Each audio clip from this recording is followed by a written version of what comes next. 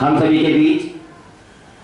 देखिए, अक्सर गुरुदेव कहते हैं कि जब कोई एक बहुत ही प्रमुख विशेष तिथि चले, जैसे नवरात्रि जैसा महान पावन पर्व, और इस महान पावन पर्व के अवसर पर हम सभी भुवनेश्वरी माता के 1 करोड़ मंत्र का कार्यक्रम कर रहे हैं। इस भुवनेश्वरी कोट्यार्चन के इस पंचम दिवस के अवसर पर, और वो भी आज सूर्य के दिन। और सभी जानते हैं, गुरुदेव अक्सर बताते हैं कि सूर्य चूंकि ग्रहों के राजा हैं, राजनीति के कारक हैं, तो ऐसे में प्रजापालक उनकी उपस्थिति आज हमारे इस बगलामुखी सिद्ध शक्तिपीठ पर, जो इस क्षेत्र को राजनीति समाज सेवा के माध्यम से अपनी सेवाएं प्रदान कर रहे हैं और अथक सेवाएं प्रदान कर रहे हैं, जिसका प्रमाण आप सभी यहाँ के रहवासी जो भी देखे होंगे। कुछ ही दिन पहले श्री हमारे बीच यहाँ पर माननीय श्री नरेंद्र मेहता जी का आगमन हुआ है, जो कि हमारे आमदार हैं। काफी वर्षों से अथक परिश्रम से मीरा भाईंदर के विकास में अपना सहयोग प्रदान कर रहे हैं और इनका कार्य दिखाई भी दे रहा है। गार्डन की सेवा का लाभ सभी ले रहे हैं, सुबह से लेकर शाम तक। आज इतना सुंदर विकास इन्होंने किया उस जगह पर जिसकी सभी लोग लाभ प्राप्त कर रहे हैं। तो हम सभी बगलामुखी सिद्ध शक्तिपीठ में उपस्थित सभी साधकगण भक्तगण आपका यहाँ पर प्रांगण में स्वागत करते हैं। कुछ एक विशेष चीज आप हम सभी जानते हैं सर, कि आपको एक चीज हम चाह रहे थे बताने के लिए कि आप अक्सर कार्यक्रम में आते हैं और आपका आगमन हम सभी को सहयोग हमेशा प्राप्त होता रहा है। आज 1.5 वर्ष हो गए हमें इस स्थान पर बैठे। 1.5 वर्ष पहले जब बगलामुखी माता का यहाँ पर स्थापित हुई, उस समय इस जो क्षेत्र का परिवेश था, और आज 1.5 साल में वो परिवेश पूरी तरीके से बदला और क्षेत्र का विकास होता जा रहा है। हम सभी कामना करेंगे कि आप ऐसे ही नित्य जो आपका कर्म समाज को लाभ मिल रहा है वो सदैव प्राप्त होता रहे और माता बगलामुखी की कृपा आप पे सदैव बनी रहे। ऐसी कामना के साथ आपका पुनः एक बार स्वागत करते हैं। और हमारे विनय जी से अनुरोध है कि आप मेहता जी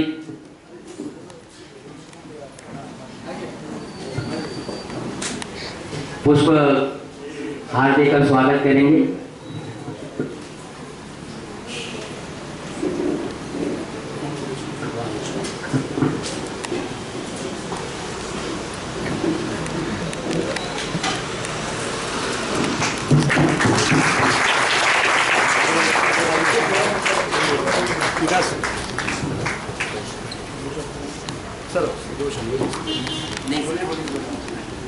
और सर से विनती है कि 2 शब्द अपने हम सभी को।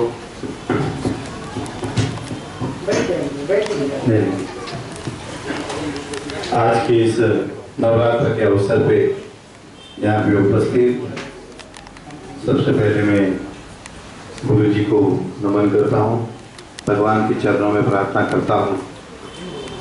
कहते हैं कि गुरु और भगवान दोनों सामने हैं तो पहले किसके नमन करें, और शास्त्रों में कहते हैं कि पहले गुरु को नमन करें, क्योंकि वही एक मार्ग है जो आपको भगवान तक पहुंचा सकता है। गुरु के बगैर जीवन अधूरा है। गुरु ना हो तो हम किसी भी, चाहे व्यापार हो, शिक्षा हो, या किसी भी क्षेत्र में, या फिर धार्मिक बात हो, जब तक गुरु ना हो तब तक हम सिद्धि भी हासिल नहीं कर पाएंगे और व्यवसाय में तरक्की भी हासिल नहीं कर पाएंगे, शिक्षा में ज्ञान भी हासिल नहीं कर पाएंगे जब तक गुरु ना हो। इसलिए गुरु को एक उच्च स्थान दिया गया है। और मैं इस नवरात्र के अवसर पर आप सभी को शुभकामनाएं देता हूं और माता जी के चरणों में यही प्रार्थना करता हूं कि आप सबकी मनोकामनाएं पूरी हो, सदैव आपका प्रेम और स्नेह मिलता रहे। इस दुनिया के अंदर, सृष्टि के अंदर सभी चीज़ों की ज़रूरत है। सड़क की भी है, गार्डन की भी है, मैदान की भी है, और साथ ही साथ एक सुंदर भगवान के मंदिर के निर्माण की भी आवश्यकता होती है। तो अगर हम सोचें कि सारे मंदिर ना होते तो क्या होता है, जरा सोचेंगे तो पता चलेगा। इसलिए ऐसे पवित्र स्थानों का भी होना जरूरी है। मन में कई सारे कुविचार आते हैं, मन में बहुत सारे सवाल आते हैं, ख्याल आते हैं, और वो एक मंदिर ही ऐसा माध्यम है जहाँ हम जाते हैं और मन को फिर से एक बार पवित्र करते हैं, शांत करते हैं, और उसके बाद अपने जीवन को फिर से हम शुरुआत करते हैं। इसलिए ऐसे पवित्र स्थानों का भी होना बहुत ही ज़्यादा महत्व है। जितना गार्डन, रास्ते वायु, हवा, पानी इसकी ज़रूरत है, उतने मंदिर की भी हमें ज़रूरत है। मैं फिर एक बार आप सभी को शुभकामनाएं देता हूँ और आप सबकी मनोकामनाएं, नवरात्र है, नया वर्ष है, आप सबकी मनोकामनाएं पूरी हुई ये कामना करता हूँ और उम्मीद करता हूँ कि आप सभी लोग इस क्षेत्र के, जैसे कहा कि मंदिर यहाँ पर निर्माण हुआ, फिर उसके बाद बहुत सारी चीज़ें हुई। आप में से कितने लोग इस क्षेत्र में रहते हैं? आप समाधान हो यहाँ के डेवलपमेंट से खुश हो? ये गुरु जी पहले तो बारिश में ऐसी हालत होती थी, इस तरफ एक नाला, इस तरफ एक नाला, बीच में इतना सा रास्ता, और बारिश में पता ही नहीं चलता था नाला कौन सा, रास्ता कौन सा है। और बच्चे जब स्कूल जाते तो ऐसे, भाई मैं बाहर देखा तो रबड़ी वाला भी बैठा है, मिठाई वाला भी बैठा है, आइसक्रीम वाला भी, पहले रोड पे ही रबड़ी बनी रहती थी मिट्टी की, ये परिस्थिति होती थी। आज शहर हमारा डेवलपमेंट कर रहा है, मोदी जी के नेतृत्व में देश तरक्की कर रहा है और फडणवीस जी के नेतृत्व में महाराष्ट्र तरक्की कर रहा है। हम भी कोशिश कर रहे हैं कि कुछ हमारे शहर के लिए हो, मेट्रो आ रही है, पानी आ रहा है, नए पानी के कनेक्शन दे रहे, बहुत कुछ हमें करना है। और मेरे ख्याल से इस मंदिर में भी कनेक्शन बाकी होगा शायद, बहुत कुछ बाकी है। हाँ, ऐसे। और ये मंदिर में गुरु जी और हमारा एक ही सपना है कि भव्य दिव्य एक मंदिर का निर्माण हो। और मैं उसके अंदर एक निमित्त बनूं, क्योंकि बनाने वाले तो वो है, हम तो निमित्त बन सकते हैं और कोशिश करेंगे कि सत्कार्य के हम निमित्त बने। मैं फिर एक बार सभी को शुभकामना देता हूँ, गुरु जी को चरणों में नमन करता हूँ और अपने शब्दों को विराम देता हूँ। धन्यवाद। एक चीज आप सभी को बतानी है, जैसे हमारे मेहता जी ने हम सभी को बताया, इनका एक विशेष सहयोग अभी हाल ही में हम सभी को प्राप्त हुआ। आप सभी जानते होंगे कि जो गार्डन का काम चल रहा था, तो हमारे जो शिव क्षेत्र है जो गार्डन के एरिया में आता है, तो हम सभी ने मेहता जी से अनुरोध किया और उनके अथक प्रयासों से, उनके उन प्रयासों से वो हमारा शिव क्षेत्र बचा, जिसलिए हम सभी आश्रम की तरफ से, यहाँ की संस्था की तरफ से आपका ढेर सारा अभिनंदन करते हैं कि ऐसे ही सेवाएं, ऐसे ही सहयोग हमारे को आप सदैव प्रदान करें, ऐसी रक्षा प्रदान करें कि यहाँ पर यह आश्रम फलता फूलता है।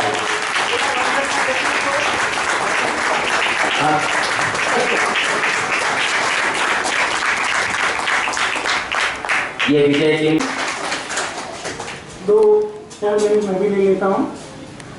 मेहता जी से मेरा परिचय बहुत सालों से है और वो भी मुझे अच्छी तरह बहुत सालों से जान रहे हैं, देख रहे हैं। एक तथ्य हम लोग बार बार कहते हैं कि भौतिक जगत की जितनी उन्नति है उसके किसी कहीं न कहीं आध्यात्मिक जगत की उन्नति का प्रभाव होता है। अगर मंदिर, मस्जिद, चर्च या जो भी पूजा स्थान है उनकी शक्ति नहीं बढ़े तो आप भौतिक जगत में किसी क्षेत्र की या किसी राष्ट्र की उन्नति नहीं कर सकते। तो इस उन्नति पर ज़्यादा जोर देना चाहिए। और 2 खुशी की बात बताता हूँ। प्रथम लक्षचंडी हम लोगों ने जो यहाँ की पुराने आश्रम पे, एक लक्षचंडी का मतलब होता है 40,000 ब्राह्मण अगर एक दिन बैठे तो पूरा होता है। Just imagine the volume of the work. 40,000 ब्राह्मण एक दिन में एक लक्षचंडी होती है। ऐसी 3 लक्षचंडी का श्रेय मुझे ईश्वर ने दिलाया। तो इस श्रेय का जो मूलाधार है वह मीरा भयंकरी वो पुराने आश्रम की भूमि। और दूसरी इंटरेस्टिंग बात, इसके कुआते में मेहता जी को यहाँ से बहुत आशीर्वाद दिए गए। बहुत कुछ देता ही जाता है, हर बात नहीं कही जाती, समझी जाती है, दिल समझता है, समय कम रहता है। दूसरी लक्षचंडी हम लोगों ने 1008 कुंड की हवनात्मक कराई। 108 कुंड बनाना, 9 कुंड बनाना बहुत बड़ी बात है। मैं यहाँ देखता हूँ ना 9 चंडी 9 कुंड, ये तो मुझे हंसी आती है कि इतना बड़ा हम लोग करा डाले। हम कोई प्रचार ही नहीं करते रोड पे कहीं, तो ठीक कोई बात नहीं। तो दूसरी 1008 कुंड की हवनात्मक लक्षचंडी, जिसमें भी पाठों के माध्यम से हवन हुआ, वो तो ब्राह्मण समझते हैं, बहुत कठिन है। राठौड़ तो था उसमें, पंकज भाई भी थे हमारे, उसमें हमारे आदित्यनाथ जी, योगी जी, आप तो जानते बहुत लोग भाग लिए थे, मैं क्या कहूँ, उसमें थे। उन्होंने उस लक्षचंडी के बारे में जो प्रवचन दिए, उसका प्रभाव, वो सब वीडियो दिखाते हैं। उसके बाद दूसरा 1008 कुंड का हुआ, उसमें मुनि का प्रभाव रहा। और 1008 कुंड के यज्ञ के एक ही साल के अंदर अगर हुआ तो क्षेत्र का नाम है गोरखपुर।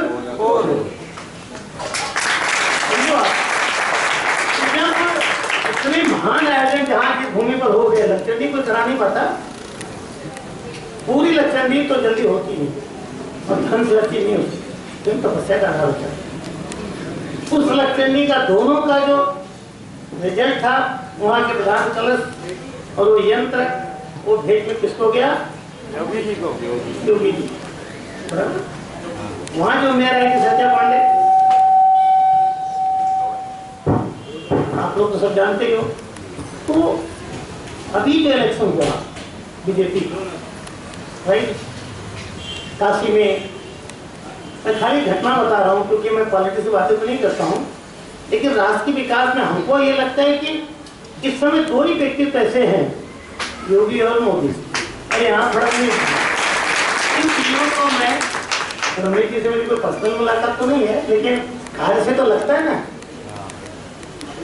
नेताजी से पर्सनल मुलाकात भी है, फिर भी कार्य से भी लगता है। उनसे नहीं है, पर उन दोनों से भी नहीं है। मोदी जी से तो मेरी व्यक्तिगत मुलाकात नहीं है, योगी जी से बहुत उठना बैठा है। उनके विजय में हम लोगों ने कैसे योगदान किया,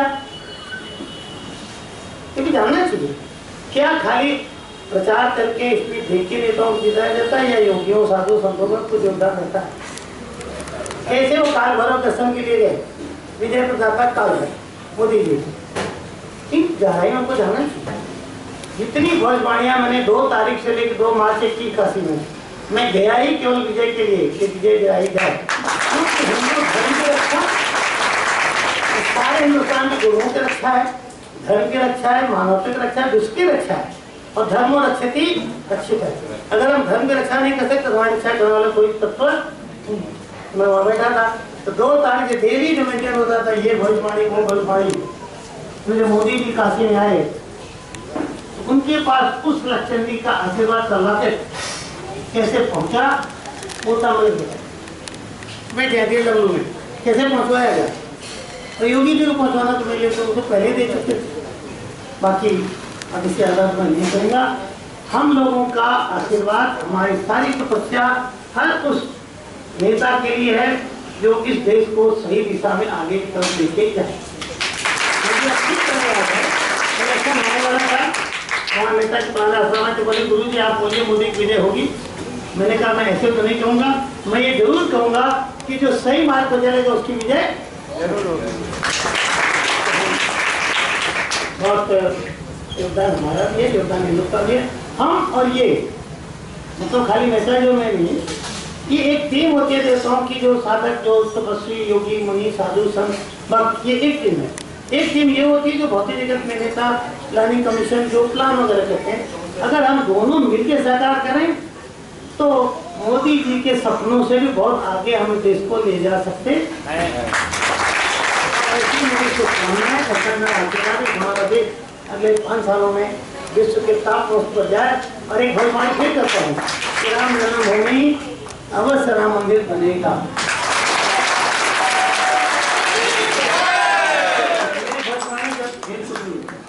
चलो भगवान की जय। नेताजी के आप लोग दिल से ताली बजाओ, आशीर्वाद दो। मैं कभी कुछ ऐसे कहता हूँ कि अवश्य सहयोग करते हैं और मुझे से आभारी गुरु ने नहीं कहते, लेकिन आशीर्वाद देते हैं। तो बोले भगवान की